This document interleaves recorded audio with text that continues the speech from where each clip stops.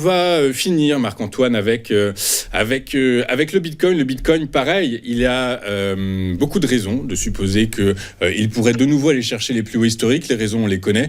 C'est évidemment la baisse de taux de la Réserve fédérale américaine, qui est dans les tuyaux, bien parti pour septembre. Le résultat des élections présidentielles, alors même si ça reste plus ou moins incertain quand même, mais en tout cas, il y a très clairement le Parti républicain qui est totalement pro-Bitcoin, et donc du coup, par la force des choses, qui pourrait faire en sorte que ça aille de nouveau vers le haut. Du coup, par la force des choses, là, on latéralise un peu, on cherche un nouveau souffle, mais pareil, pas de raison d'aller regarder vers le bas encore.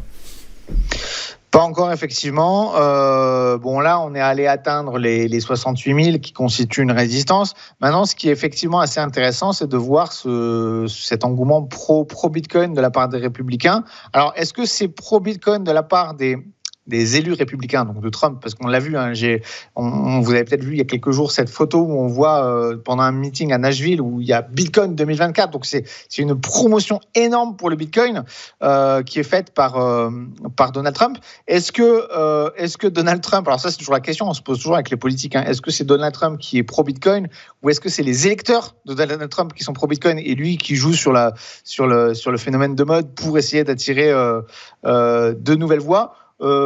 Écoutez, ça on ne sait pas, mais en tout cas effectivement un peu comme l'or, le contexte géopolitique, le contexte économique est un peu inquiétant. Les gens se retournent se redirigent vers le Bitcoin qui est l'or numérique.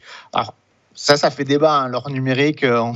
Beaucoup sont pas d'accord avec ce postulat. D'autres le jouent beaucoup dessus. En tout cas, il y a quand même pas mal de coups de pub qui ont été faits sur le Bitcoin, ce qui quelque part est positif pour les cours. Et on le voit, il est remonté après avoir atteint la zone de 57 000, zone de résistance autour de 55, 57 000. Il y a le PDG de BlackRock aussi qui lui pousse à fond, mais alors lui pareil, c'est un peu biaisé peut-être parce que lui il vend des ETF Bitcoin maintenant, donc il a tout intérêt à ce qu'effectivement on en parle de plus en plus.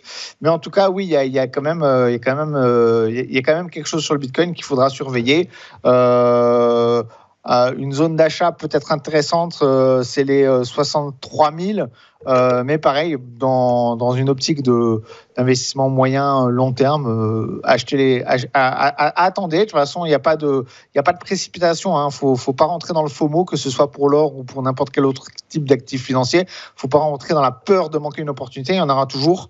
Donc attendez qu'on arrive sur des zones de support pour acheter, pour faire éventuellement du DCA, du dollar cost averaging, pour accumuler. Voilà, la base de l'analyse technique. Et puis éventuellement, si jamais vous avez besoin de liquidité pour d'autres opportunités d'investissement, liquider sur les résistances.